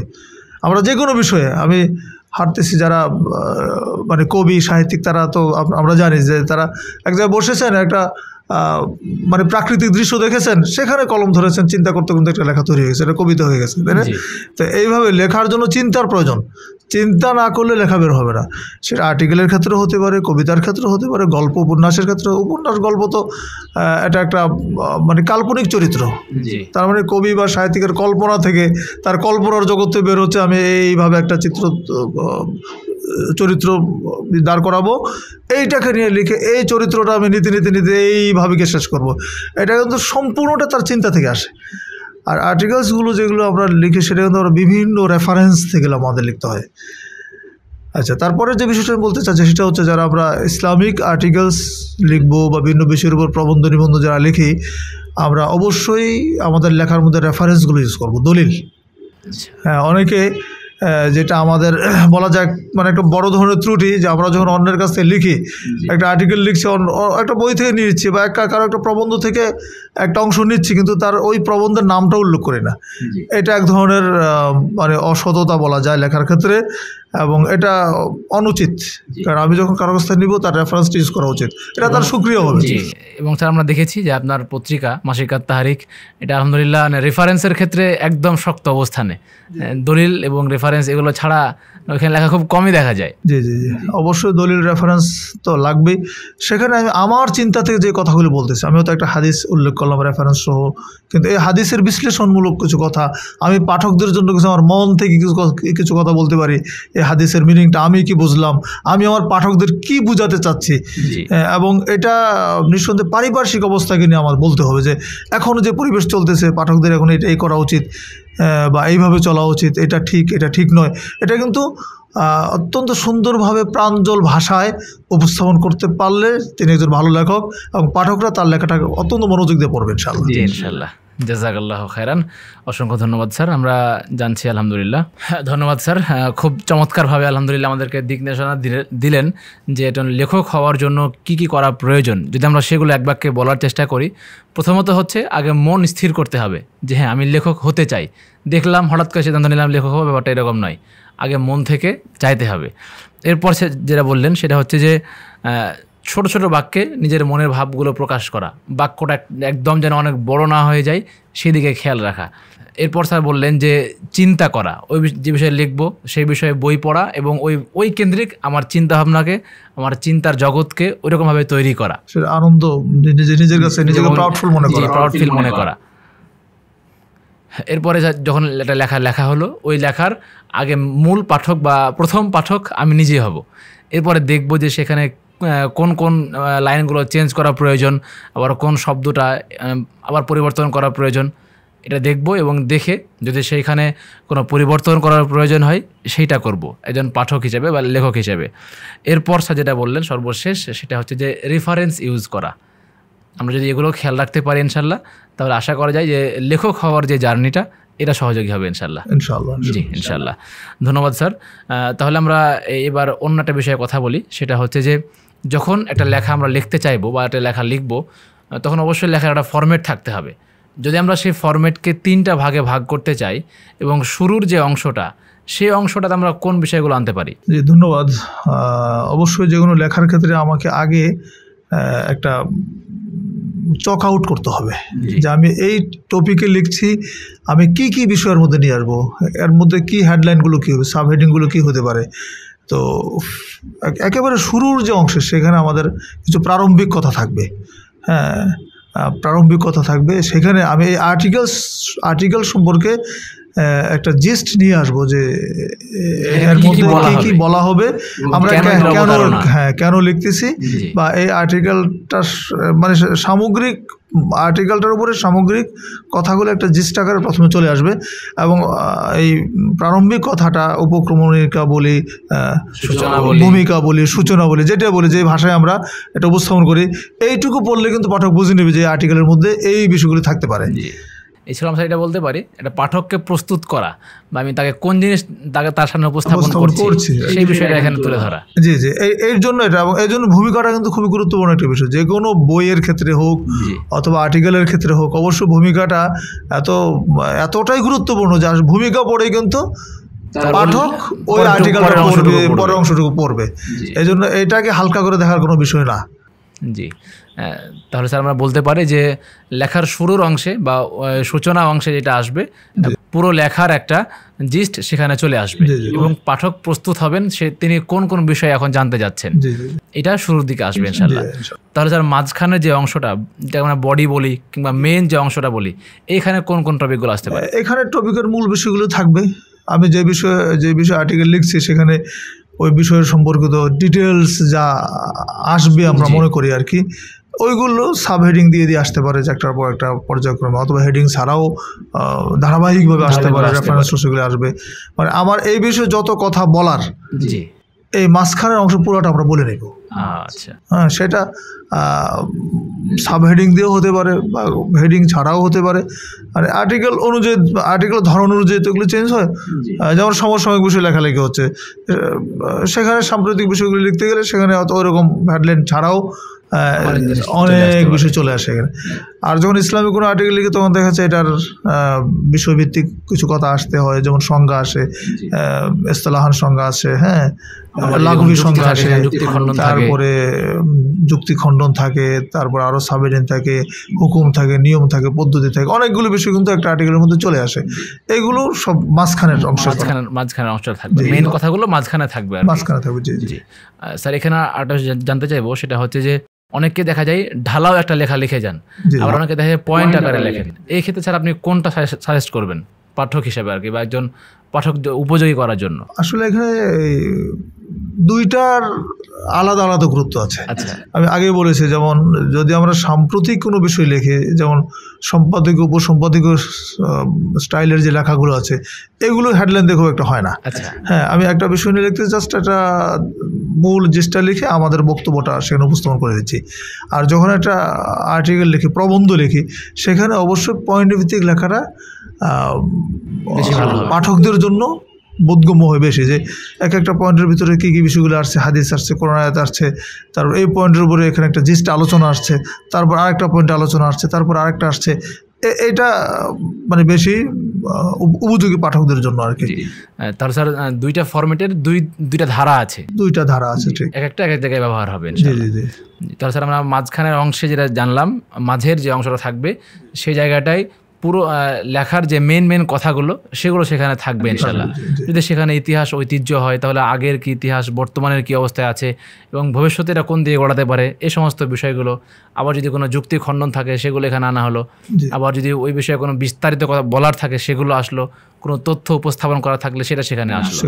জি, অসংখ্য ধন্যবাদ স্যার। তাহলে আমরা যদি এবার প্রবন্ধের কিংবা লেখনের শেষের যে অংশটা, অর্থাৎ উপসংহারের যে অংশটা, যদি আমরা সেটা নিয়ে কথা বলি, তাহলে এখানে স্যার কোন কোন বিষয়গুলো আসতে পারে? এখানে উপসংহারে আর্টিকেল থেকে আমরা কি শিক্ষা লাভ করলাম। আচ্ছা, উপসংহার মানে শেষ কথা আমাদের। তো শেষ কথা হচ্ছে আমি এতক্ষণ যা লিখলাম, এই লেখার উপরে একটা মানে কি বলা যায়, সামারি, যে আমরা এই লেখা থেকে এই শিক্ষা লাভ করলাম, আমাদের এইভাবে চলা উচিত। হ্যাঁ, একটা গাইডলাইন, টোটাল লেখাটার উপরে সংক্ষিপ্ত একটা গাইডলাইন কিন্তু সেখানে দিয়ে দেয়। পুরোটা পড়লাম, পড়ার পরে আমার এখন কি করা প্রয়োজন, জি জি জি, বা সিদ্ধান্তে আসা প্রয়োজন, ওই জিনিসগুলো এখানে আসতে পারে। ওইটাই সামারি আকারে কিন্তু উপসংহারের মধ্যে চলে আসে। এই ক্ষেত্রে স্যার যারা আমাদের শিক্ষার্থী ভাই যারা আছেন, যদি আমাদের শিক্ষাকেন্দ্রিক প্রোগ্রাম যেহেতু, তো দেখা যায় যে অনেক শিক্ষার্থী যারা পরীক্ষার খাতায় লিখেন, তো লেখার ক্ষেত্রে তারাও যদি ফরম্যাটটা ফলো করেন, বা যে এখন প্রশ্ন লিখতে শুরুতে 2 লাইনে তার মেইন যে কথা সেটা বললো উপস্থাপনার, এরপরে মাঝখানে জায়গাটা, সেই জায়গাটায় প্রশ্নের মেন উত্তরটা দিল, এরপরে শেষের দিকে উপসংহার অংশটা দিল, সেক্ষেত্রে তারা তো স্যার উপকৃত হতে পারে, উপকৃত হবে এবং তারা মার্কসও ভালো পাবে আশা করছি আর কি। কারণ আসলে ছাত্র জীবন থেকে তো লেখালেখির অভ্যাসটা তৈরি করতে হয়। যারা অ্যাসাইনমেন্ট লিখেন, অ্যাসাইনমেন্টটা কিন্তু উদ্দেশ্য এটাই। অ্যাসাইনমেন্ট লিখলে কিন্তু একটা বিষয়ের উপরে আপনাকে লিখতে হয়, এই বিষয়ে পড়াশোনা করতে হয়, এই বিষয়ে বিভিন্ন বই পুস্তক পড়তে হয়, পড়ার পরে আপনি ওই বিষয়ের উপরে একটা সুন্দর করে একটা প্রবন্ধ লিখে উপস্থাপন করতেছেন। তাহলে সেখান থেকে কিন্তু আমরা শিক্ষা এই দিকের অর্থাৎ লেখালেখির একটা শিক্ষা বা লেখালেখির চর্চাটা প্রশিক্ষণটা কিন্তু আমরা ছাত্র জীবন থেকে আমরা কিন্তু আরম্ভ করতে পারতেছি, শুরু করতে পারতেছি। তাহলে আলহামদুলিল্লাহ আমাদের এটা পরিষ্কার হয়ে গেলাম আজকে যে আমরা ক্লাসের যে পড়াটা পড়ি, ক্লাসের যে আমাদের গল্প থাকে, যে প্রবন্ধটা থাকে, সেখান থেকে তো অনেক প্রশ্ন থাকে। যদি আমরা সেই প্রশ্নগুলোতেও এই ফরম্যাটটা ফলো করতে পারি তাহলে পরবর্তী সময়ে আমার লেখনের হাতটা অনেক শক্ত হবে ইনশাআল্লাহ। জাযাকাল্লাহু খায়রান। আলহামদুলিল্লাহ, তাহলে আমরা স্যার জানতে পারলাম যে লেখার যে 3টা ফরম্যাট আছে, ওই 3 ফরম্যাটে কোন অংশে কোনগুলো থাকবে এগুলো আমরা জানলাম আলহামদুলিল্লাহ। স্যার যদি এবার আমাকে একটু বলতেন যে একজন শিক্ষার্থী যিনি এখনও তার শিক্ষা জীবনে আছেন, সেটা হতে পারে তার হাই স্কুল লেভেলে কিংবা উচ্চ মাধ্যমিক লেভেলে অথবা তার স্নাতক বা স্নাতকোত্তরের যে জায়গাগুলো আছে সেই জায়গাগুলোতে, যদি একজন শিক্ষার্থী লেখক হতে চায় বা তার লেখালেখির প্রতি আগ্রহ থাকে, তাহলে তার পরবর্তী যে পথ চলাটা এটা সহজ করার জন্য স্যার আপনি কী উপদেশ দিবেন? অত্যন্ত গুরুত্বপূর্ণ একটি প্রশ্ন। আসলে যারা মানে আমাদের শিক্ষার্থী বন্ধু যারা আছে তাদের জন্য এই বিষয়টা গুরুত্বপূর্ণ। এই জন্য যে আমরা যারা আগামীতে লেখক হতে চাই বা লিখতে চাই, ছাত্র জীবন থেকে কিন্তু অভ্যাসটা তৈরি করতে হবে। ছাত্র জীবন থেকে অভ্যাসটা তৈরি করতে হবে। এটা কিভাবে করব, এটা হচ্ছে প্রশ্ন। কিভাবে করব সেটা অ্যাসাইনমেন্টের বিষয় আমরা আগে বললাম। অ্যাসাইনমেন্ট যদি আসে সেখান থেকে অভ্যাসটা তৈরি হবে। তাছাড়া আমাদের সবার মধ্যে একটা চিন্তা থাকবে আমি কিছু না কিছু লিখবো। আল্লাহ সুবহানাহু ওয়া তাআলা কিন্তু প্রত্যেকটা মানুষকে প্রতিভা দিয়েছে, কিন্তু এটা বিকাশটা আমাদের নিজেদের করতে হবে, তাই না? বিকাশ করার জন্য আমাদেরকে চেষ্টা করতে হবে, লিখতে হবে। আমি ছোট্ট কবিতা লিখি, 2টা লাইন লিখি, পারি নাই, অনেক চেষ্টা করব, হয় নাই, আবার চেষ্টা করব। এই চেষ্টা করতে করতে করতে করতে একদিন দেখা যাবে যে সে সুন্দর কবিতা লিখতে পারছে। কিন্তু যদি আমি চেষ্টা আরম্ভই না করি, হ্যাঁ, আমি তো পারি না, নিজেকে এতটা দুর্বল মনে করার কোনো উপায় নেই। কারণ আল্লাহ সুবহানাহু ওয়া তাআলা আমাকে ব্রেন দিয়েছে, তো ব্রেন যেহেতু আল্লাহ দিয়েছেন, এইটাকে আমি চর্চা করলে আমিও পারবো। আমি পারবো না কেন, এরকম একটা আত্মবিশ্বাস নিয়ে সকল ছাত্রছাত্রী যারা আছে, আমরা শিক্ষার্থী বন্ধু যারা আছে, এই আত্মবিশ্বাসটা আগে প্রয়োজন যে আমি পারবো না কেন, আমাকেও পারতে হবে। এই আত্মবিশ্বাসটা যদি জন্ম নেয় নিজের মধ্যে, তাহলে ইনশাল্লাহ প্রত্যেকেই কিছু না কিছু লিখতে পারবে। আর এই জন্য অভ্যাস করতে হবে, প্রতিনিয়ত লেখার চেষ্টা করতে হবে। ছোট ছোট বাক্য লিখি, বাক্য না হোক কিন্তু আবার লিখতে হবে। এইভাবে কিন্তু এগিয়ে যেতে পারবো। এখানে একটা জিনিস বলতে চাই, সেটা হচ্ছে যে লেখক হতে হলে বা যে ছাত্র জীবনেই তাই যে পুরো একটা প্রবন্ধ একবারে লিখে ফেলতে হবে, ব্যাপারটা তো এরকম নয়। তার মনে একটা কোনো কিছু এখন চাচ্ছে, সে সেটাই লিখলো, তার প্রকাশ করতেই হবে বা এটাকে আরও বড় করতে হবে, সেটা পরের চিন্তা। তা আমার মনে এখন যে চিন্তাটা আসছে আমি সেটা এখন লিখে ফেলি, আমি লিখে রাখি। ব্যাপারটা এরকম হতে পারে, আমি ক্লাসে গেলাম, ক্লাসে গিয়ে আমার কোনো কারণে আমি স্যারের কাছে পড়াটা উপস্থাপন করতে পারলাম না, আমি সেখানে গিয়ে একটা অপমানিত হলাম বা আমার মনে কষ্ট পেলাম, আমি সেইটাই লিখি, একটু সুন্দর করে লেখার চেষ্টা করি। আবার অনেক সময় দেখা যায় যে টিউশন ফি বা পড়াশোনার ফি এগুলো আমার পিতা বহন করতে পারছেন না, এই যে একটা কষ্ট, সেখান থেকে আমি 2 লাইন লিখে রাখি। পরবর্তী সময়ে যদি কখনো সুযোগ হয় তাহলে হয়তো বা এটাকে আরও এক্সটেনশন করা গেল। এই যে বিষয়গুলো, এগুলো তো মনে হয় ছাত্র জীবন থেকে করলে আরও বেশি। জি, আর সবচেয়ে গুরুত্বপূর্ণ যে বিষয়টা আমি বলবো সেটা হচ্ছে আমরা রোজনামচা লিখতে পারি। জি, রোজনামচা মানে হচ্ছে দৈনন্দিন জীবনে আমি কি করলাম, সারাদিন কি করেছি, বাসায় বসে বসে আমি লিখবো। আমার ছেলেকে অভ্যস্ত করো, তুমি লিখো বাবা, বা আমার ছাত্র ছাত্রী যারা আছে, যারা ওস্তাদ আছেন, তাদেরকে বাধ্য করবো যে তোমরা রোজনামচা লিখবে, লিখে নিয়ে আসবে। এটা বাংলাতে হতে পারে বা আরবিতেও হতে পারে। হ্যাঁ, আমরা যে মাদ্রাসা স্টুডেন্টরা যদি মনে হয় যে আমরা মনে করি আমাদের স্টুডেন্টদেরকে আরবিতে দক্ষ করব, তাহলে বলবো রোজনামচা তোমরা আরবিতে লিখো বা বাংলাতেই লিখো, একদিন আরবিতে লিখো। তো রোজনামচার মধ্যে সে যদি তার মানে সারাদিনের বিবরণটা সুন্দর ভাষায় লিখতে পারে, হ্যাঁ, একদিনে তো সুন্দর হবে না, লিখবে ভুল হবে, ওস্তাদ দেখে কেটে দিবে, বাবা দেখে কেটে দিবেন, হয় না, ভালো করে লিখো। এইভাবে অভ্যাস তৈরি হয়ে যাবে। কিন্তু হয়তো ডায়েরির পাতায় দেখা যাক অক্ষর বড় বড় করে লিখছে, বড় করে লিখো, 5টা লাইনে লিখো, কিন্তু লিখতে হবে যে আমি আজকে সকালে ঘুম থেকে উঠে আমি ওযু করেছি, সালাত আদায় করেছি, তারপর সঠিক সময়ে ক্লাসে গিয়েছি, ক্লাসে ওস্তাদের ক্লাসে পড়াশোনা করেছি, তারপর আবার কখন বাসায় আসলাম, তারপর কি করলাম। এই বিবরণটা যদি নিয়মিত কোনো স্টুডেন্ট লিখে রোজনামচা আকারে, তাহলে আমার বিশ্বাস সে ভালো লেখক হতে পারবে। এবং স্যার দেখা যাবে যে 1 মাসের মধ্যে সে যদি মেনটেন করতে পারে, প্রথম দিনের লেখা এবং 30তম দিনের লেখা অনেক পার্থক্য হয়ে যাবে। জি ইনশাআল্লাহ। এটা একটা ভালো টিপস আমরা বলতে পারি শিক্ষার্থী বন্ধুদের জন্য, যে তারা অবশ্যই রোজনামা যারা লিখলে অবশ্যই ভালো লেখক হতে পারবে ইনশাআল্লাহ। জি ইনশাআল্লাহ। আচ্ছা, এছাড়া স্যার আর কি উপদেশ দিবেন শিক্ষার্থীদের জন্য? আরেকটা উপদেশ আমরা এখানে দিব যে নিজের আখলাককে সুন্দর করতে হবে। এলেম যদি আমার অন্তরে যদি পাপ থাকে তাহলে সেখানে এলিম ঢুকবে না। এলিম অর্জন করার জন্য অন্তরটাকে পরিষ্কার পাপ শূন্য রাখতে হবে, চেষ্টা করতে হবে। তো সেজন্য আমরা কোনো ডিভাইসের সাথে সম্পৃক্ত হব না, বা কোনো যাদের বাসায় টিভি এই জাতীয় ইলেকট্রনিক্স মিডিয়া এই জাতীয় উপকরণগুলো আছে, এগুলো যারা গার্ডিয়ান লেভেলে যারা থাকবেন তারা তাদেরকে খুব স্ট্রিক্টলি মেনটেন করবেন, তাদের এগুলোতে মুক্ত রাখবেন, তারা যেন কোনোভাবেই বিপদগামী হয়ে না যায়, ডিরেলড হয়ে না যায়। মানে আখলাকের ক্ষতি, বিশেষ করে যেটা আমরা বলতে চাচ্ছি, তাদের আখলাকের ক্ষতিটা যেন না হয়। আখলাক সুন্দর করতে হবে, হ্যাঁ, আমল সুন্দর থাকবে, ইলমের নূর আল্লাহর পক্ষ থেকে তার অন্তরে প্রবেশ করবে ইনশাআল্লাহ। এটা আমাদের খেয়াল রাখতে হবে।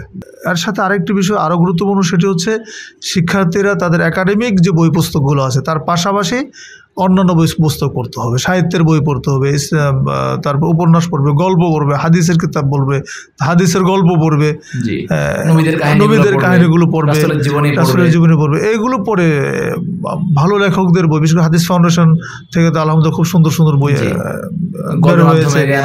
গল্পের মাধ্যমে জ্ঞান আছে, হাদিসের গল্প আছে, নবীদের জীবনী আছে, নবীদের কাহিনী আছে, হ্যাঁ, তারপরে অনেক গ্রন্থ সেখানে আছে। তো এগুলো বই পড়লে, ভালো লেখকদের বই পড়ার মাধ্যমে আমার জ্ঞান অর্জন হবে যে এই লেখাটা কিভাবে লিখেছেন, ভাষাগত দিকটা জানা যাবে, শব্দ চয়নগুলি সেখান থেকে শিখতে পারবো। হ্যাঁ, এইভাবে কিন্তু নিজের মধ্যে নিজের ইলমি তারাক্কিটা বাড়বে, যে হ্যাঁ আমি লেখক হওয়ার ক্ষেত্রে যে বিষয়গুলি প্রয়োজন এখান থেকে চলে আসবে ইনশাল্লাহ। এজন্য একজন শিক্ষার্থীকে তার ক্লাসের বই পুস্তক পড়ার পাশাপাশি প্রতিনিয়ত কিছু না কিছু বই পুস্তক পড়তে হবে, বাইরের পড়তে হবে। যদি আমরা নিয়মিত অভ্যাস করতে পারি পড়ার ক্ষেত্রে, তাহলে আমরা অবশ্যই লেখক হওয়ার ক্ষেত্রে এই পথ চলাটা আমাদের জন্য সহজ হবে ইনশাআল্লাহ। এবং স্যার এটা পড়লে যে আরেকটা জিনিস হবে সেটা হচ্ছে যে যখন সে বই পুস্তক পড়বে, গল্প পড়বে, উপন্যাস পড়বে, হাদিসের গ্রন্থগুলো পড়বে, জীবনীগুলো পড়বে, রাসূলদের জীবনীগুলো, এছাড়াও পত্র পত্রিকা যখন পড়বে, তখন কিন্তু স্যার সে ধীরে ধীরে কিন্তু নিজেকে আবিষ্কার করতে পারবে যে সে কোন দিকের তার বইগুলো বেশি ভালো লাগছে, তার কোন দিকে যাওয়া উচিত, বা সে যে লেখালেখি করতে চায় সে কোন ধাঁচের লেখক হতে চায়, এটা কিন্তু সে নিজেকে আবিষ্কার করতে পারবে এবং পরবর্তী সময়ে তার সেটা বেশি ভালো হবে ইনশাআল্লাহ। জি, জাযাকাল্লাহু খায়রান। আমরা অনেক বিষয় জানলাম। প্রিয় দর্শক, আপনারা দেখছেন হাদিস ফাউন্ডেশন শিক্ষা বোর্ডের সৌজন্যে শিক্ষা সংলাপ আজকের 11তম পর্ব। আজকের প্রতিপাদ্য বিষয় চলছে লেখক হতে হলে আমাদের জন্য করণীয় কী। অবশ্যই দেখবেন এবং অন্যকে দেখার জন্য অধিক হারে শেয়ার করবেন।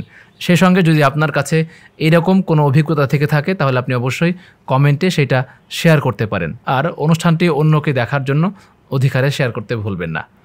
স্যার, এবার যে বিষয়টা জানতে চাইবো সেটা হচ্ছে যে একটা লেখাকে যখন আমি আমার দিক থেকে একদম ফাইনাল করে দিলাম যে এখানে আমার আর কোনো কাজ নেই, ওই লেখার মধ্যে যখন আমি ওই লেখাটা সাবমিট করব কোনো প্রকাশকের কাছে, তখন ওই লেখার মধ্যে আমার কোন কোন ভুলগুলো থাকা যাবে না, কোন কোন ভুলগুলো আমার স্কিপ করতে হবে, বা এই ভুলগুলো কখনোই কোনোভাবে মার্জনা করা যাবে না, যদি এরকম স্যার কয়েকটা ভুলের কথা বলতেন। জি, ধন্যবাদ। আসলে ভুল তো অনেক হয়ে যায় আমাদের লিখতে গেলে। তো বিশেষ করে যে বিষয়গুলো খেয়াল রাখতে হবে তার মধ্যে আমরা যদি প্রথমে বলি, অবশ্যই সাধু চলিত ভাষার মিশ্রণ দূষণীয় একটা বাক্যই আছে, আমরা জানি যে সাধু চলিত ভাষার মিশ্রণ দূষণীয়।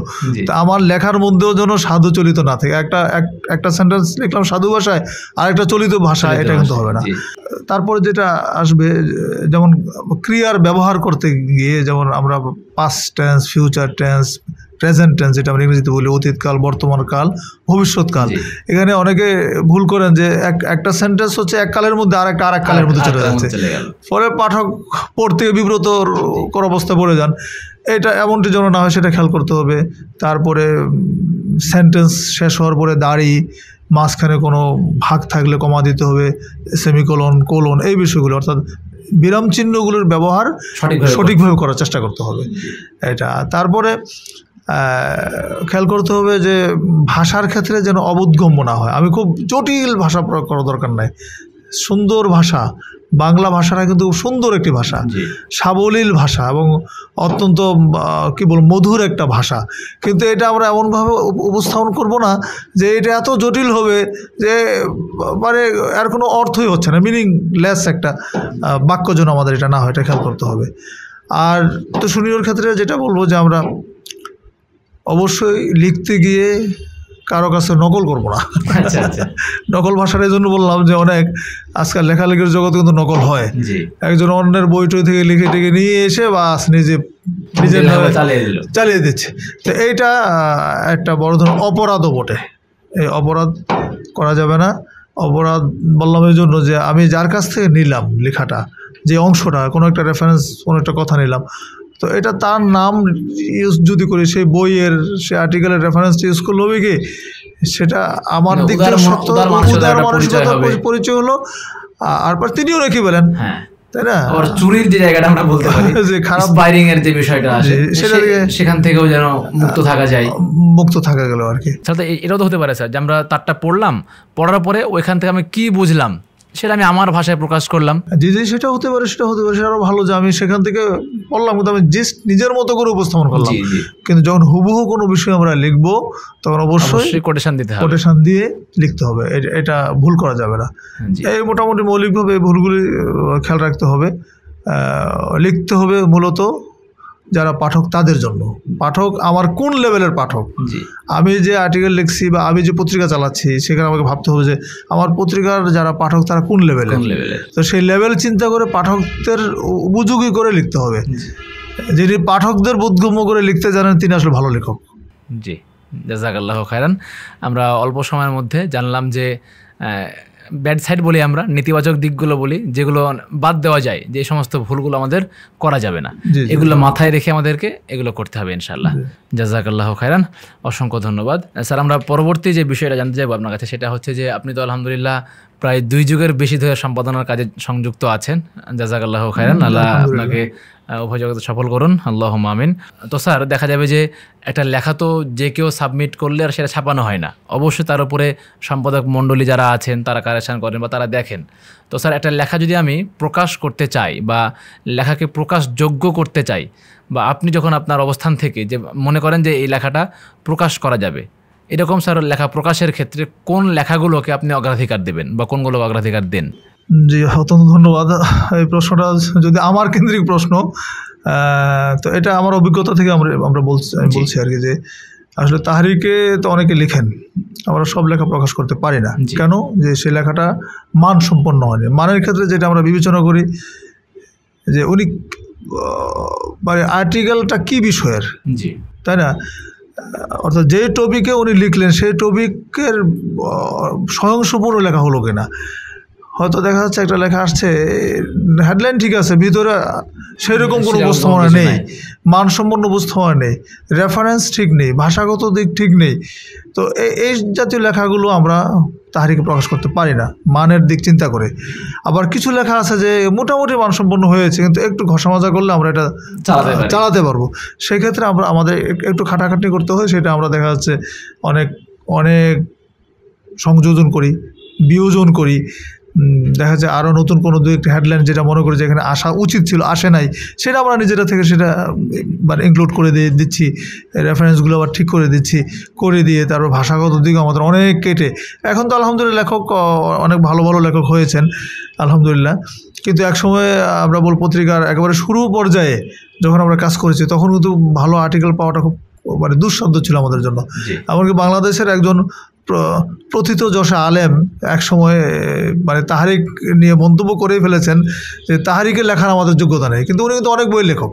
আচ্ছা, আমি নাম বললাম না, উনি কিন্তু অনেক বইয়ের লেখক, কিন্তু তাহরিকের ক্ষেত্রে তার মন্তব্য ছিল তাহরিকের লেখাটা খুব কঠিন, আমরা তাহরিকের লেখার যোগ্যতা অর্জন করিনি। দেখা যায় যে অন্য কোনো প্রকাশনী বা অন্য কোনো পত্রিকা বলে সেইখানে এমন সব জিনিস চলে আসে যেগুলো আসার কোনো প্রয়োজন নাই, যেগুলো তার মানে মানবিক দিক দিয়ে তার মানবসত্তায় কোনো উন্নত করবে না। কোনোটা বোঝ ধরেন যে আবল তাবল কোনো লেখা, সেটা পড়ে তাৎক্ষণিক সে হয়তো বা কোনো ইয়া পাবে, কিন্তু আসলে তার কোনো উপকার হবে না।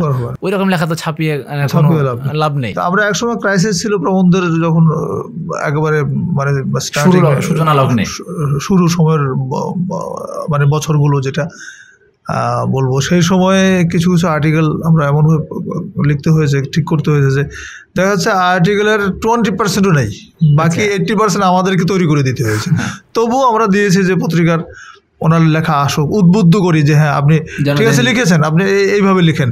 আবার কেউ আছে অ্যাগ্রেসিভ মোডে লেখে, যে হয়তো কারো বিরুদ্ধে লিখতেছেন, কোনো একটা বিষয় লিখতেছেন, লিখতে গিয়ে আঘাতমূলক কথা চলে আসতেছে। তো আমরা তো এই নীতিতে বিশ্বাসী না, আমরা লিখবো মানুষের সংশোধন, ইসলাহের জন্য। ইসলাহের জন্য বলতে গিয়ে কাউকে কটাক্ষ করে লেখা যায় না। তো অনেকে আছে খুব টাইট, হ্যাঁ খুব বলা যায় মেজাজ খুব কড়া, শক্ত অবস্থান দিয়ে লিখতে দিয়ে তার মানে তার ব্রেন যেরকম করা, মেজাজ যেরকম করা, কলম ওইভাবে করা।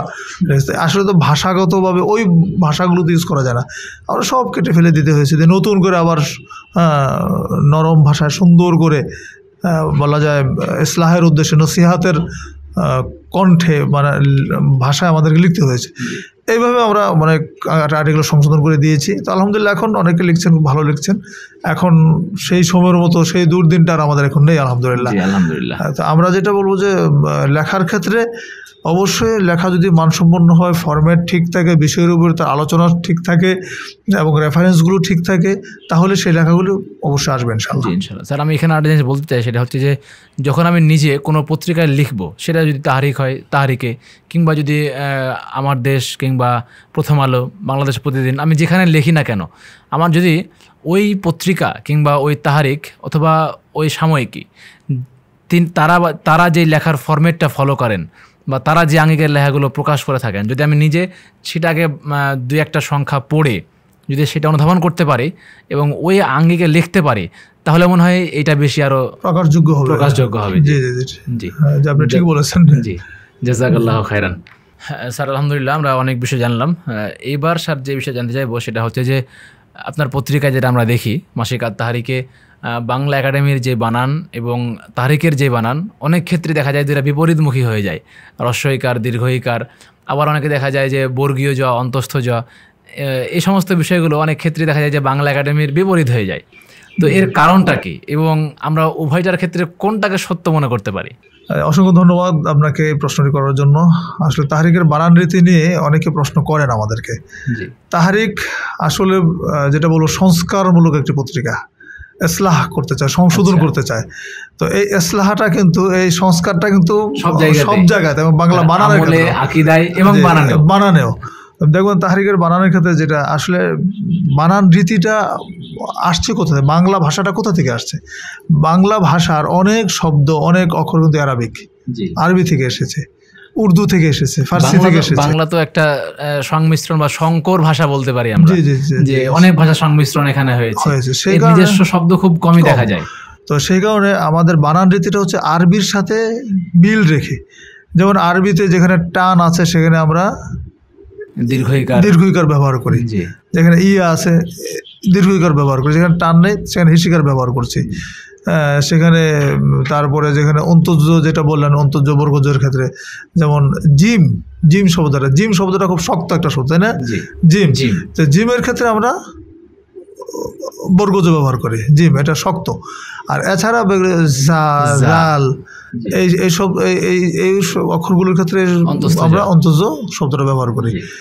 তারপরে একইভাবে ধরো আমাদের যদি বলি জেলার যে শব্দ, যেটা একটা সমস্যা, সেখানে জেলার শব্দটা কিন্তু বাংলা শব্দ নয়, যদি বাংলাতে এটা প্রয়োগ হয়ে গেছে বেশি। তো সেই ক্ষেত্রে আমরা অন্তর্য দিয়ে সেটাও। তাহলে কি স্যার মানে ব্যাপারটা এরকম যে শুধু আরবির যে শব্দগুলো সেগুলো আপনার পত্রিকা ইয়া করে আর কি, সেগুলো আরবির সঙ্গে মিল রেখে আমরা এটা করি। এছাড়া একদম খুদ বাংলা যে শব্দগুলো আছে সেগুলি বাংলা বানান রীতি অনুযায়ী আছে। তো এই জন্য আরবির যেখানে টান আছে, আইন আছে, তো আইনটা উচ্চারণ করবো কীভাবে, সেজন্য উল্টা কমা দিচ্ছি আমরা, উল্টা কমা দিচ্ছি। তাহলে আরবি উচ্চারণটা বাংলা পড়ে তো আরবি উচ্চারণ 100% হয় না, তারপরে আমরা এগুলো অনেকটাই বানান রীতির মাধ্যমে যেন সঠিকভাবে উচ্চারণ করতে পারে সেই ব্যবস্থা কিন্তু করা হয়েছে আর কি। সেজন্য আত-তাহরিকের বানান রীতির সাথে অন্যদের বানান রীতিটা মিলে না।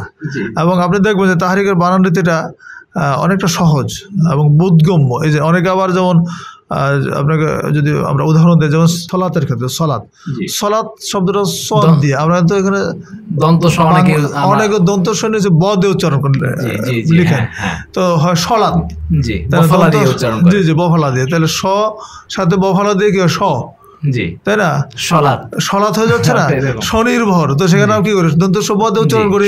তো সেখানে যদি এই বানানটা এখানে নিয়ে আসি, সলাতের ক্ষেত্রে আনি, তাহলে ওইরকম উচ্চারণ হবে, সলাৎ হবে, কিন্তু আসলে তো সলাৎ। সেজন্য আমরা সদ দিয়ে আমরা এখানে কি উচ্চারণ, আমরা লিখছি কি বাংলাতে ছ দিয়ে লিখছি, তো সেজন্য উচ্চারণটা সহজ হচ্ছে। তো হাদিস, মূলত হাদিস সা, তাই না, হাদিস শব্দটা এই জন্য হাদিস উচ্চারণে। আরেকটা জিনিস মনে রাখবেন যে আমরা যে উচ্চারণ করছি, ধ্বনি তত্ত্ব একটা বলে কথা আছে, ধ্বনি, আমার ধ্বনিটা কীভাবে উচ্চারিত হচ্ছে। আমি বলছি হাদিস, হাদিস বললে দন্ত শুরু হাদিস সহ হয়ে গেল। তো এই সমস্ত ক্ষেত্রে 100% সম্ভব না হলেও আমরা যেটা বলতে চাচ্ছি, একেবারে শতভাগ যে হয়েছে সেটা বলবো না আমরা, কিন্তু অনেকাংশেই কিন্তু আরবির সাথে মিল রেখে বানানরীতি করার কারণে এটা সঠিক উচ্চারণটা হচ্ছে, পাঠক সঠিক উচ্চারণ করতে পারছে এবং এটা সহজ হয়েছে। এজন্য তাহরিকের বানানটাও একটা সংস্কার। জাযাকাল্লাহ খাইরান, অসংখ্য ধন্যবাদ। আমরা এটা কঠিন বিষয় পরিষ্কার হলাম আলহামদুলিল্লাহ। অনেকেই বিভ্রান্তে পড়ে যায় কিন্তু এরকমভাবে যে তাহরিকের বানান একরকম, আর অনেকে সেখানে কারেকশনও করে দেন, এই বানানটা ভুল হয়েছে। অনেকে দেখা যায় পোস্ট করলে নিজে কমেন্ট করেন যে আপনাদের এই বানানটা ভুল হয়েছে।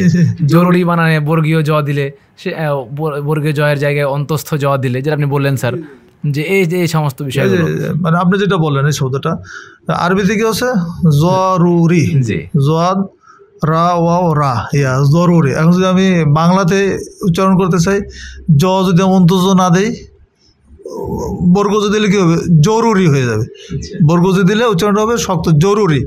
আচ্ছা, জরুরি টান আছে, সেজন্য আমরা কী বলি অন্তজ। আবার র যেটা রয়ের পর মানে ও আছে, জরুরি, দরুরি, তাহলে এখানে রয়ের মধ্যে দীর্ঘকার দিচ্ছি, অন্তজ র দীর্ঘ, আবার রয় দীর্ঘিকার, তাহলে উচ্চারণটা আরবি অনুযায়ী, আরবি টার্ম অনুযায়ী ঠিক হচ্ছে, জরুরি, তাই না। এটা বাংলাতে উচ্চারণ করলে, বাংলাতে যদি আমরা মানে সাধারণত যারা লিখেন বাংলাতে, সেইভাবে লিখলে কিন্তু আরবির সাথে মিলে না, টান টুনগুলি ঠিক হয় না, মাখরাজটাই ভুল হয়ে যাচ্ছে, সেজন্য এটা করা হচ্ছে আর। জাযাকাল্লাহ খাইরান। তাহলে আমরা শুধু এইখানের যে আরবি বানানগুলো আছে সেগুলোতে আমরা সংস্কার করার চেষ্টা করি, আর অন্য যে সমস্ত জায়গাগুলো আছে সেগুলো তো বাংলা একাডেমি ফলো করাই হয় অধিকাংশ বিষয়গুলো। জি প্রিয় দর্শক, আপনারা দেখছেন হাদিস ফাউন্ডেশন শিক্ষা বোর্ডের সৌজন্যে শিক্ষা সংলাপ। আজকের শিক্ষা কেন্দ্রিক প্রোগ্রামের 11তম পর্ব। আমাদের 11তম অনুষ্ঠানে প্রতিপাদ্য বিষয় চলছে, লেখক হতে হলে আমাদেরকে কি করতে হবে। শিক্ষক, শিক্ষার্থী, অভিভাবক কিংবা আপনি যে কোনো পেশার মানুষ হন না কেন, যদি আপনার লেখালেখির ক্ষেত্রে কোনো আগ্রহ থেকে থাকে, তাহলে অবশ্যই আজকের এই প্রোগ্রামটা আপনার জন্য উপকার বয়ে আনবে। আমরা দীর্ঘক্ষণ ধরে শুনছি এবং জ্ঞান অর্জন করছি। আমরা আজকের পর্বের শেষ প্রশ্নটি করছি। স্যার, শেষ প্রশ্ন যেটা জানতে চাই আপনার কাছে, সেটা হচ্ছে যে আপনার যে পত্রিকা 27 বছর ধরে আলহামদুলিল্লাহ চলছে, মাসিক আত-তাহরিক, ধর্ম, সমাজ ও সাহিত্য বিষয়ক গবেষণা পত্রিকা, যদি কেউ সেই পত্রিকায় তারা নিজের লেখা প্রকাশ করতে চায়, তাহলে সেই লেখা প্রকাশের প্রক্রিয়াটা যদি একটু বলতেন, কোথায় জমা দিবে এবং তারপরে পরবর্তী ধাপগুলো কি হবে? এখানে প্রক্রিয়া খুব সহজ, মানে জটিল কোনো প্রক্রিয়া নয়। উনি লিখবেন, লেখার পরে এটা বাই পোস্টে আমাদের কাছে পাঠিয়ে দিতে পারেন, অনলাইনে পাঠাতে পারেন, ফেসবুক ইমেইলে পাঠাতে পারেন, বা হোয়াটসঅ্যাপেও দিতে পারেন। আমরা পেয়ে সেটা আমরা দেখব যে পাঠের যে বিষয় লিখেছেন সেটা মানে প্রকাশের উপযোগী কিনা।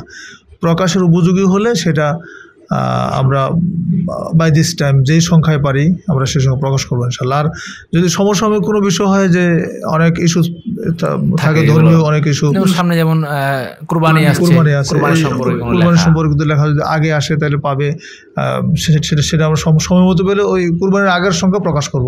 কিন্তু এখন কুরবানির লেখা দিলে আমরা আর এই সংখ্যা ধরতে না পারলে এইটা দেখা যাচ্ছে যে এই আর্টিকেলটা কিন্তু আবার আগামী বছর আগে প্রকাশ হবে না।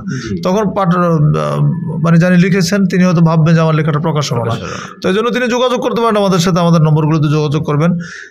তো লেখাটা যদি মানসম্পন্ন হতে হলে আমরা অবশ্যই ছাপবো, তবে আগে যে কথাগুলো আমরা বললাম, লিখতে হলে লেখাটা ঠিক ওই ক্রাইটেরিয়ার জন্য হয়, সেই চেষ্টা করতে হবে ইনশাআল্লাহ। সমস্ত বিষয়গুলো জেনে তারপরে লেখাটা পাঠালে লেখাটা প্রকাশযোগ্য হবে ইনশাআল্লাহ। আর আরেকটা সহজ হচ্ছে যে এখন যদি আপনি টাইপ করে পাঠাতে পারেন, অনলাইনে হলে তো টাইপ করে পাঠাবেন, টাইপ করে পাঠালে তো এখানে ইমেইলে পাঠিয়ে দিলেন, তাহলে সেটা আমাদের জন্য খুব সহজ হয়। পাঠিয়ে দিলেন সেটা সুবিধা হবে। এছাড়াও সরাসরি যদি কেউ এসে জমা দিতে চাই, সরাসরি জমা দিতে পারবেন। কেউ হয়তো হাতে লিখছেন, হ্যাঁ, তারা তো কম্পিউটার নেই, সমস্যা নেই, হাতে লিখেও তিনি সরাসরি মানে এসে দিতে পারবেন, অথবা বাই পোস্টে, কুরিয়ারে, যে কোনো ওয়েতে তিনি আমাদের কাছে পাঠিয়ে দেবেন। স্যার, আপনাকে অসংখ্য ধন্যবাদ জানাচ্ছি। আপনি দীর্ঘক্ষণ সময় দিলেন আলহামদুলিল্লাহ, এবং আমরা আপনার কাছ থেকে অনেক বিষয় জানলাম। আমরা দোয়া করি যেন মহান আল্লাহ এর বিনিময়ে ইহকালে পরকালে শান্তি ও মুক্তি দান করেন। আপনাকে ধন্যবাদ, এবং আপনার মাধ্যমে আজকের অনুষ্ঠানের যারা পাঠক এবং শ্রোতামণ্ডলী আছে তাদের সবাইকে অসংখ্য ধন্যবাদ জানাচ্ছি। এবং যারা বিশেষ করে নতুন প্রজন্ম যারা লিখতে চান, আমরা তাদেরকে স্বাগত জানাচ্ছি। তারা যেন অবশ্যই লেখার জন্য প্রতি উদ্বুদ্ধ হয়, এবং তারা যেন মানে প্রতিনিয়ত কিছু কিছু করে অভ্যাস করে লেখার জন্য চেষ্টা করে। সবাইকে আন্তরিক ধন্যবাদ আমাদের পক্ষ থেকে। জি, জাযাকাল্লাহু খায়রান। আমি আপনার কাছ থেকে বিদায় নিচ্ছি। প্রিয় দর্শক, আপনারা দেখছিলেন হাদিস ফাউন্ডেশন শিক্ষা বোর্ডের সৌজন্যে শিক্ষা সংলাপ, আজকের 11তম পর্ব। 11তম পর্বের প্রতিপাদ্য বিষয় ছিল লেখক হতে হলে করণীয়। এই বিষয়ে আমাদের সঙ্গে আজকে অতিথি হিসেবে ছিলেন ধর্ম, সমাজ ও সাহিত্য বিষয়ক গবেষণা পত্রিকা মাসিক আত তাহরিকের সম্মানিত সম্পাদক মহোদয় ডক্টর মোহাম্মদ সাখাওয়াত হোসাইন। আমরা তার 2 যুগের বেশি সময় ধরে সম্পাদনার অভিজ্ঞতা শুনলাম এবং জানলাম লেখক হতে হলে আমাদেরকে কী করতে হবে। যেহেতু জানা হয়ে গেল, এবার আমলের পালা। চলুন আমরা চেষ্টা করি কিছু কিছু লেখার, এবং চেষ্টা করি দৈনিক কিছু বই পুস্তক পড়ার। মহান আল্লাহ তাআলা আমাদের সবাইকে সেই তৌফিক দান করুন, আল্লাহুম্মা আমিন। এবং আপনি চাইলেও আপনার লেখা মাসিক আত তাহরিকে প্রকাশ করাতে পারেন। সেজন্য যে সমস্ত পথগুলো বলা হলো সেগুলোর মাধ্যমে আপনি আপনার লেখা পাঠাতে পারেন। লেখা পাঠাবেন এবং নিয়মিত মাসিক আত তাহরিকের পাঠক হবেন ইনশাআল্লাহ। আজকের পর্বটি দেখার জন্য জানাচ্ছি অসংখ্য ধন্যবাদ। সেই সঙ্গে সামনের পর্ব দেখার আহ্বান জানিয়ে আজকের পর্বটি আমরা এখানেই শেষ করছি। সুবহানাকা আল্লাহুম্মা বিহামদিকা আশহাদু আল্লা ইলাহা ইল্লা আনতা আস্তাগফিরুকা ওয়া আতুবু ইলাইক। আসসালামু আলাইকুম ওয়া রাহমাতুল্লাহি ওয়া বারাকাতুহু।